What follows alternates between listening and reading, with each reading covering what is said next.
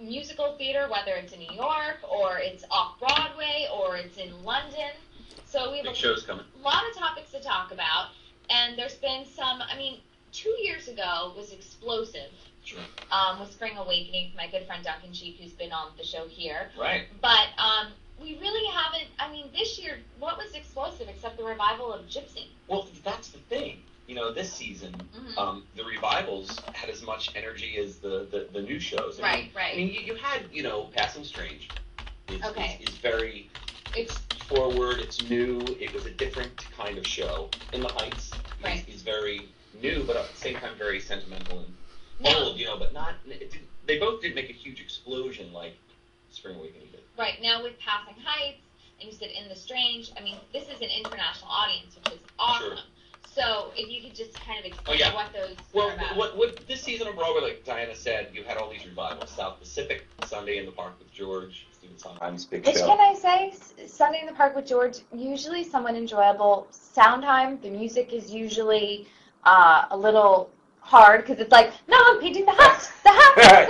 You're like, okay, it's very intellectual. His stuff is intellectual. It is, but I have to say, I brought my boyfriend, who's a musician, a very talented musician, songwriter. My father, who's a musical theater aficionado, loves it. And my mom, who's just like, oh, I just love the theater. And all of us were going like this. Well, isn't that it? That's what we're talking about. Like the different kind of, all the different shows this season. So you have, I don't know if you've seen Gypsy.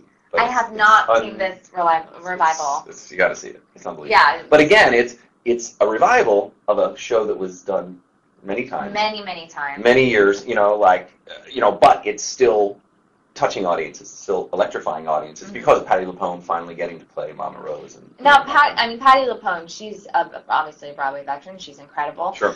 Is this revival in some way done differently, or is this just kind of a retelling of the same story in a similar way? Well, it's such a classic musical. The book and that story is so strong. Right. But what they had, I think, the benefit of this production is, other than the fact people were waiting so many years for Patti LuPone to play Mama Rose. So in the Broadway world, Patti LuPone she wasn't probably old enough to grow into it. It's so many actresses' favorite roles. Mama Rose is, one day you'll play it. You know what I mean? It is an unbelievable role. It's like, Yo, exactly.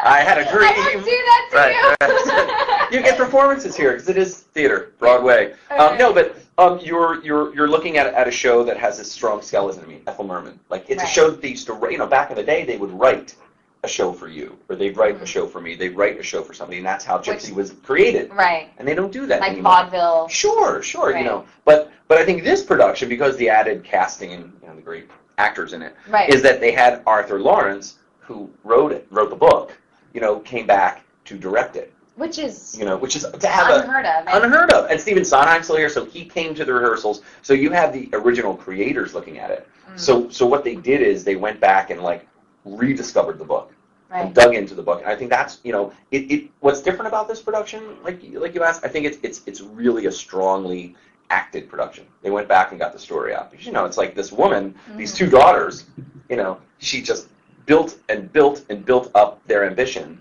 but it was really hers. Right. Vicariously living through their children. Exactly. Well, yeah. And at the ending where she's like, I did it for me. You know what I mean? Like, she did. But look, you can't argue they both became stars. Havoc and Gypsy, Lee Rose. Yeah. Which is absolutely true. But that's, I think, the show that really came out, and it was rewarded by the Tony community. Interestingly enough, it all the acting won, and it didn't win Best Revival. South Pacific won that. Which I thought was interesting, but with Patti LuPone, usually it's like if you have two strong females nominated from the same show, they cancel each other out. Right, yeah. And in this case, you had Patti LuPone, and also, how many times? Laura Benetti's been, I think, nominated three times? Three times. This was their fourth. And then won, finally. So, that's pretty incredible. Exactly. And I think going back to sort of, is this story so strong? Yeah, and that, if you're an actor, you can't not win with these kind of roles, and they're a family dynamic, and I think that's why Boyd Gaines and Patti LuPone and Laura Benanti won. Yeah. And if you see it, it's such a strong family dynamic. Absolutely. In this, and it's been done before wonderfully. Angela Lansbury's played that role, Tyne Daly.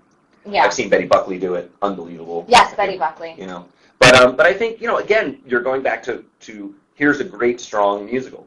But these other new musicals, like In the Heights, you know. Which is, for anybody out there, it's kind of like, would you say Rent, except with a more Latin? I think it's sort of a little bit of, it's you know, certainly the dynamic of the characters. I think, too, it's almost like West Side Story in a way.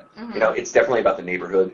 Okay. It's very old-fashioned when you really look at it, but it's got hip-hop, salsa, merengue, all this stuff connected together. I mean, I saw it off Broadway and I loved it, and I'm so glad that they, you know, transferred it to Broadway. And obviously it was successful because they won a bunch of Tonys. My question, Eddie, and just for you tuning in right now, we're with Eddie Varley, who is from BroadwayWorld.com. Check it out, you guys. If you're online right now, then you can see what Broadway World has to offer. And what I find everything. And what's really interesting to me, though, is theater relevant, because you hear with the internet and YouTube and all of these things, are people really still going to the theater?